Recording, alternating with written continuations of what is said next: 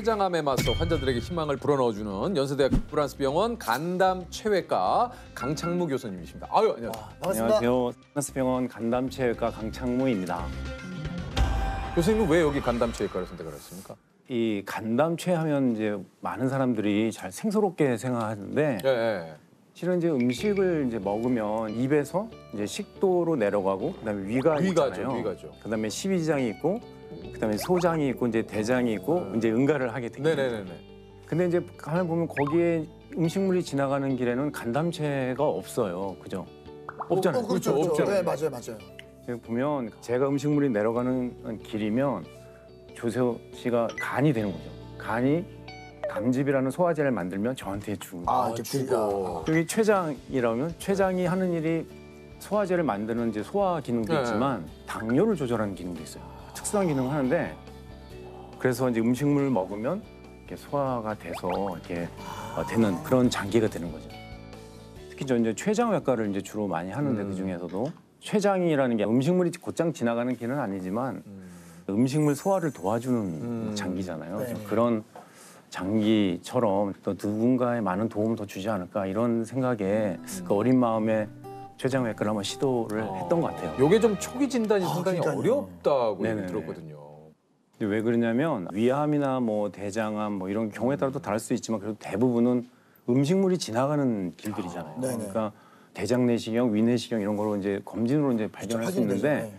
췌장이라는 장기는 이 음식물이 지나가는 길이 아니고 그 우리 몸 깊숙한 곳에 있기 때문에 이게 발견이 어려운 것 같아요. 네. 이게 발견이 그 췌장이 여기 어디 뒤쪽에 있다고? 여기 있어요 여기. 아, 여기 있어요? 네, 네. 그래서 어.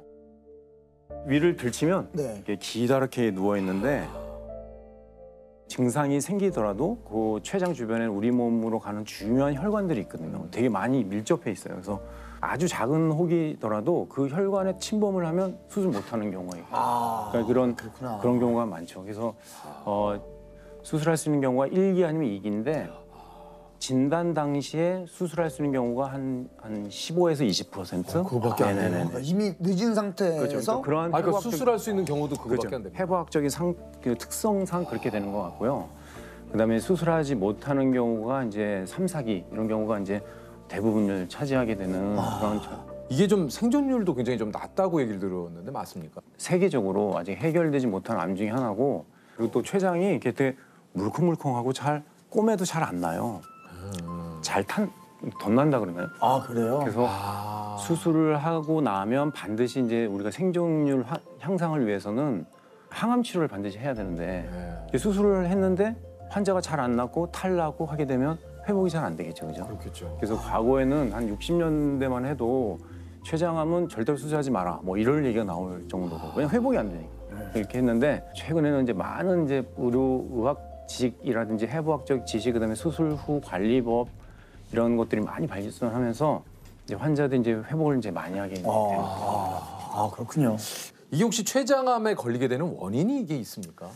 이 췌장암은 나이가 들수록 이제 많이 발생하는 암이라고 알려져 그렇군요. 있어요. 그래서 그다음에 남자가 좀 약간 여자분에 비해서 약간 좀 암에 걸릴 확률이 좀 췌장암에 걸릴 그런 위험성이 약간 높다고 혈액형 있죠, 혈액형. 네. 이런 것들도 O형에 비해서 A형이 뭐 1.3배, AB형이 1.5배, B형이 1.7배. B형이 제일 높네요. 뭐 그런 식으로 돼 있죠. 제 B형. 근데 제가 이런 얘기하면 이제 이 혈액형 이제 따져서 이제 저도 지금 B형이다 B형이라- 이거 어이, 이렇게 그렇죠. 아, 근데 아니고. 이게 이제 그쵸, 본이 이렇게 하는 거기 때문에 이제 거기에- 그런 이제 통계적인 거지 뭐. 기름진 식사, 맞아요. 그래요. 그다음에 과다한 육류 섭취, 흡연, 잦은 과음. 이게 췌장암을 혹시 내 스스로 좀 이렇게 자가 진단. 뭐 자가 진단을 좀 해볼 수 있는 방법이 있을까? 어느 날 이상하게 뭐지? 이 통증은 뭐지? 이런 느낌이 있어요. 처음 느끼는 통증. 그렇게 아프진 않는데 인생에서 처음 느끼는 기분 안 좋은 통증들 있잖아요. 기분 안 좋은 통증. 네. 그게 반복이 된다든지 특별한 일을 안 했는데 몸무게가 갑자기 확 빠지는 거예요. 뭐 6개월 이내 뭐 10% 정도 빠진 가만히 있는데도 불구하고. 다이어트를 했는데 그 효과가 너무 급속하게 나오는 분들. 내가 생각했던 것보다 훨씬 더 할 때. 거기에 하나 더 추가를 한다면 황달이 있었어요. 그러니까요, 이게 이제 왜냐면 황달이. 췌장 머리에 암이 있으면 이제 담도가 막히게 되고 그것 때문에 황달이 오는 경우가 있어요. 그래서 모든 황달이라고 다 췌장암은 아니지만 그 중에 하나의 원인이 될 수 있어서 또 하나는 당뇨가 없다가 갑자기 생긴 사람들이 있어요. 이제 저희가 이제 연구해 보면 암이 살아가는 그 먹이라 그러나요? 대사체가 포도당이거든요. 그러니까 포도당을 먹어야 되는데 환자가 당뇨가 아니에요. 그럼 어떻게 하겠어요? 자기가 어떤 물질을 만들어서 당뇨를 만들어야겠죠. 예, 그런 전략적인 암도 있어서 평소에 잘 이제 조절이 되다가 갑자기 인슐린을 맞아야 된다 한다든지 평소에 당뇨가 별로 없었는데 검진했는데 갑자기 당이 확 높다 한다든지 높다든지. 그죠? 그런 경우에는 한번 좀 생각을 해봐야 되지 않을까. 근데 실은 이제 저는 말기 암 환자의 가족이었어요. 왜냐면 저희 어머니가 실제로요? 저희 어머니가 의과대학 들어가고 2년차 됐을 때 췌장암으로 이제 진단을 받으시고 이제 수술을 하셨는데 지금은 이제 뭐 대장암도 여건에 따라 다르겠지만 대부분이 조기 진단돼서 지금 완치 거의 많이 되거든요. 근데 그 당시에는 아직 그런 정도는 아니었는지 좀 기억은 잘 안 나지만 수술하시고 지내시다가 재발하셔서 치료받으시다가 거의 이제 한 달 정도는 정말 고생하면서 돌아가셨거든요. 병원에서 이제 해줄 게 없으니까 집에 가라 이렇게 된 거예요. 말기 암 환자 저희는 또 의사 선생님 말씀 잘 들으니까 집에 오셔서 이제 왔는데 되게 많이 힘들어 하셨던 것 같아요. 그러니까 저는 이제 되게 좀 철이 없었죠 그때 뭐 집에 학교에서 공부하고 뭐 친구들 만나고 하는 일하고 엄마가 암인가 보다 이렇게 생각하고 그럼 돌아가시는 건가 이제 그 생각만 하고 지냈던 것 같아요. 제 생각에는 그 같이 있을 수 있었던 2년이라는 시간이 기억이 안 나요. 우리 엄마가. 그래서 제가 참 그런 암 환자의 가족으로서 느꼈던 마음들 이런 것들이 진료 현장에서 뭐 나오는 게 아닌가 생각이 들어요. 그런 일이 있으셨군요. 어머니가 마지막에는 힘들었던 게 정말 통증이 되게 심하셨어요. 대장암 말기 환자 막 뼈에까지 전이가 돼서 그래서 그 통증이 많이 심하셨었는데 그때 이제 진통제 하나 못 드렸다는 게 저는 너무 좀 속상하다고 하나요. 그래서 우리 환자들 이렇게 회진 돌다 보면 제가 제일 감정이입되는 게 막 그런 거예요. 환자가 저 어제 아파서 하루 종일 밤새 잠을 못 잤으면 이런 얘기 나오잖아요. 그러면 우리 어머니가 탁 생각나면서 너무 뭐 이렇게 좀 뭐랄까 미운 거예요. 우리 전공의 선생님이 그거 진통제 하나 주면 그 되는 거를 왜 그랬는지 그래서 일단은 뭐 지금 그 안쪽에서 저절로 낫게끔 지금 조치하고 있으니까 교수님 어떠세요? 좀 어떠세요? 많이 아프세요?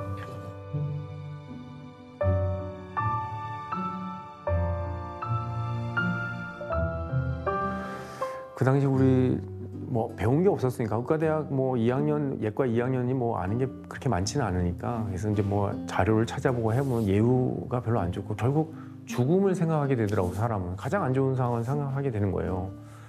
그때부터 이제 우리 어머니는 죽으신 분이 된 거예요. 바보처럼. 제가 왜 그런 생각을 했을까요? 그러니까 아무것도 할 수 없는 정말 우리 어머니를 위해서도 아무것도 할 수 없고 그 아픔도 나눌 수도 없고 했던 우리 가족들, 무력한 가족들 이런 것들을 이제 겪으면서 내가 그러면 이런 환자들과 그런 여건이 똑같잖아요. 환자들과 보호자들을 위해서 그럼 이분들을 위로해 줄 수 있는 방법, 내가 도와줄 수 있는 방법이 무엇일까 이런 생각을 하면서 진료를 하다 보니 우리가 암이 우리의 삶을 잠식해서 우리의 생명을 끊는 순간이 오겠지만 그 암이 있는 분이 이 암이 더 이상 자기 삶에서 두려운 존재가 안 된다는 걸 느낄 수는 있겠구나. 우리 어머니를 보면서 많이 느꼈고 또 환자들 중에 그런 분들이 있어요. 암이지만 아주 자연스럽게 그런 것을 받아들이고 오히려 주변에 있는 사람들과의 좋은 관계 속에서 아주 축복받으면서 더 좋은 이 추억 속에서 이렇게 지내신 분들도 꽤 많거든요.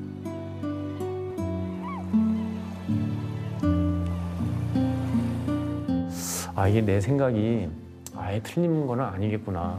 이런 것들은 실은 교과서에는 없는 내용이잖아요. 우리 어머니가 저한테 가르쳐준 교훈이라고 저는 생각을 하고 있어요. 그래서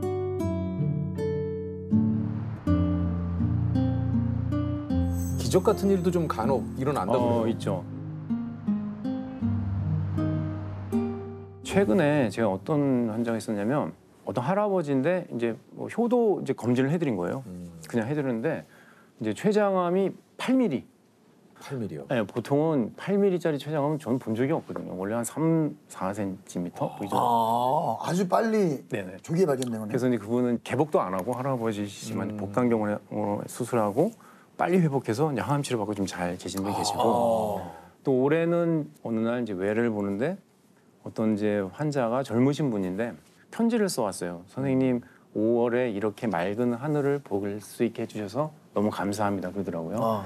그 환자는 한 2년 전인가요? 췌장암으로 진단받고 아마 그때는 그 기관에서는 아마 수술할 수 없다고 판단을 하셨나 봐요. 그래서 항암 치료를 해야 되고 언제까지 해야 되냐? 죽을 때까지 해야 된다 이렇게 하니까 이 환자가 항암 치료 받다가 답답하니까 저한테 온 거예요. 그래도 이제 다행히 그동안에 항암 치료했던 게 효과가 있었는지 몰라도 제가 이렇게 CT를 보니까 그래도 길이 보여요. 이건 되게 될 수 있을 수 있겠다. 아, 이왕 이렇게 된 거 그러면 항암 치료를 한두 번 더 하고 그럼 승부를 걸어봅시다. 이게 한 거죠.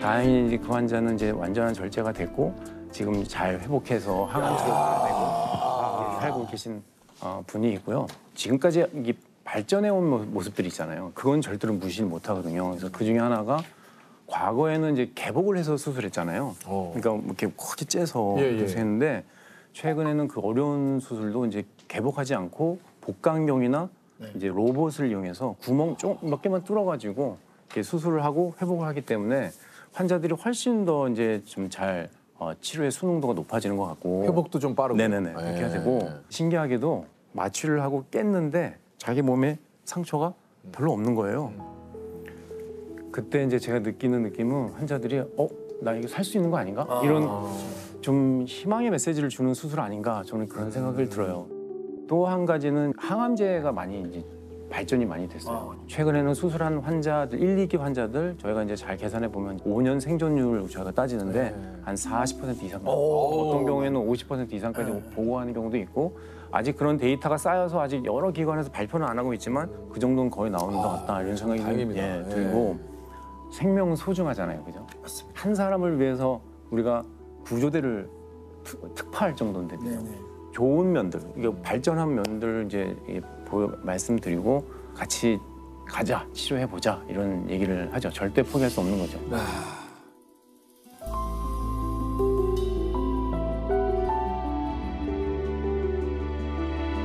어떻게 보면 교수님은 치료를 해주시는 분이니까 그만큼 평소에 본인 관리를 그래서 잘하실 것 같다는 생각이 드는데 건강 관리를 위해서 특별히 뭐 좀 하시는 게 어떻습니까? 우리 있으시죠? 선생님들은 어떤 건강 관리를 좀 하실지. 우리 병원에 보면 1년마다 검진을 하잖아요. 거기 이제 설문이 있어요. 그 중에 하나 답이 뭐냐면 문제가 뭐냐면 선생님은 일주일에 몇 번 이상 온 셔츠를 젖을 정도로 운동을 합니까? 이게 나온 거예요. 근데 제가 보니까 답을 써야 되는데 뭐 답을 못 쓰고 있는 거예요. 가만히 생각해 보니까 내가 땀을 흘리는 경우는 칼국수 먹을 때밖에 없었던 거예요. 그래서 야 이거 안 된다 해서 그때부터 운동을 좀 해야겠다 했는데 병원에 뒤에 보면 산이 아주 좋은 산이 있어요. 수술 끝나고 진료실 가기 전에 산을 많이 이용해서 좀 운동을 좀 하려고 하고 집에서 이렇게 땀 내는 자전거 이런 거 하고 저희가 이제 복강경 수술을 하면 구멍 뚫어서 이렇게 나무젓가락 같은 기구를 넣어서 이러고 계속 수술하거든요. 여기 어깨가 되게 안 좋아요. 이게 힘이 있어야 돼요. 턱걸이 같은 거 이제 집에 하나 해서 요즘에 지금 하고 있고요. 한 2000년 가을인가요? 그때 제가 그때 연구 미팅 하고 나서 이제 뭐 좀 하신 거 다 얘기해요. 그래서 아니 뭐 첫걸음부터 시작해서 뭐 건강 관리 얘기하니까 전체적으로 내가 하고 있는 것들을 다. 그래서 하고 있는데요. 최근에는 이제 물구나무 있잖아요. 물구나무를 쓰면 혈액순환이나 이런 거 그렇죠. 네, 어서 오세요. 보면 환자들이 자기도 모르게 진료할 때 툭툭 나오는 얘기들이 있어요. 저는 그런 것들이 이분들의 삶 속에서 되게 중요한 주제이기 때문에 주치의한테 그런 얘기를 자기도 모르게 한다고 생각하거든요. 제가 이제 어떤 할아버지하고 계속 얘기하는데 저는 진료를 더 봐야 되는데 이분은 이제 이 암이지만 급한 게 농사일인 거예요. 벼농사 졌을 때 뭐 청벌레라는 게 있었나 봐요. 그것 때문에 이번에 뭐 농사가 잘 안 됐다 이런 얘기해서 제가 청벌레 때문에 농사 못 하신 할아버지 얘기 적어놓은 거예요. 그리고 이제 몇 개월 후에 오셨는데 제가 할아버지 그때 뭐 청벌레 그거 어떻게 다 해결됐나요? 그러니까 너무 좋아하시는 거예요. 그래서 그 얘기 하나에 할아버지의 마음이 확 열리면서 오히려 진료를 더 빨리 보고 되게 행복해하시면서 이제 나가셨던 기억이 있어서 메모해놨다가 이제 다음 진료 한 4개월 후에 또 이제 진료 볼 때 이제 그 얘기를 먼저 꺼내는 거예요. 환자들 너무 좋아하고 아 우리 주치의 선생님이 나의 모든 걸 알고 계시는구나. 그리고 저도 그런 거 너무 좋아요. 환자와 의사의 관계에 딱 거기에 국한되지 않고 그들 속에서 있는 친구 같은 의사 있잖아요. 그런 거 되려고 되게 노력을 많이 하는 것 같아요. 선생님께서 무엇이든 고칠 수 있는 신의 손을 갖게 되셨어요. 시간을 돌릴 수 있다면 언제로 돌아가 어떤 환자를 고치고 싶으신지. 그러면 이제 제가 아까도 잠깐 얘기했는데 저희 어머니를 좀 고쳐드리고 싶어요. 그 당시로 돌아가서 우리 어머니를 치료해 완치를 해서 지금 이 순간 같이 한번 이런 얘기하면서 좀 지내고 싶어요. 우리 아내가 얼마 전에 그런 얘기 하더라고요. 어머니가 돌아가신 거에 대해서 너무 빨리 돌아가셔서 너무 아쉽다 이런 얘기를 했어요. 그래서 저는 이제 거기에 대해서 나름대로 고민도 많았었잖아요. 근데 스스로는 어떻게 생각하냐면 우리 엄마가 결국 책에 없는 것을 아들인 의사인 나한테 알려주기 위해서 그렇게 먼저 돌아가시면서 많은 걸 나한테 느끼게 해줬구나. 저는 이제 그런 이제 생각으로 이겨왔거든요. 근데 우리 아내가 그러는 거예요. 그런 거 필요 없다는 거예요. 지지고 볶고 살아도 그래도 있는 게 좋다. 이런 얘기를 하더라고요. 그래서 맞는 것 같아요. 그래서 저는 만약 그런 능력이 있으면 저희 어머니를 치료해서 우리 예쁜 손녀, 제 딸인데 너무 사랑스러운 딸인데 보여드리고 싶고 또 많은 얘기하면서 좋은 좀 추억과 뭐라 그럴까요? 좀 기쁨을 나누고 싶다는 생각을 많이 하죠. 우리 어머니 돌아가신 지가 제가 아까 계산해 보니까 한 26년, 25년? 어머니가 생각이 잘 안 나요, 얼굴이 이제는. 그 어머니 생각이 잘 안 나는 순간이 어느 순간에 왔더라고요. 그래서 내 인생 산다는 이유로 그냥 그런 걸 잊고 지냈나 봐요. 그래서 지금 생각해보니까 너무 좀 죄송스럽기도 하고. 그래서 아까 전에 신의 손이 있으면 뭘 하겠느냐 했을 때 정말 엄마 살려주고 싶어요.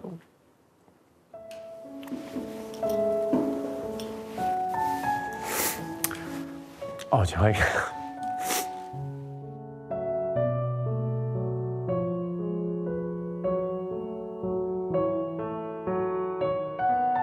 엄마 어떤 의사가 됐으면 좋겠어요? 부터 해가지고 제가 뭘 해드리면 제일 기뻐하실까요? 뭐 이런 얘기 있잖아요. 그런 사소한 이야기들 그런 것들이 지금 생각해보면 너무 좀 소중한 기회였는데 좀 그런 거를 좀 많이 제가 좀 간과했던 것이 아닌가 싶죠.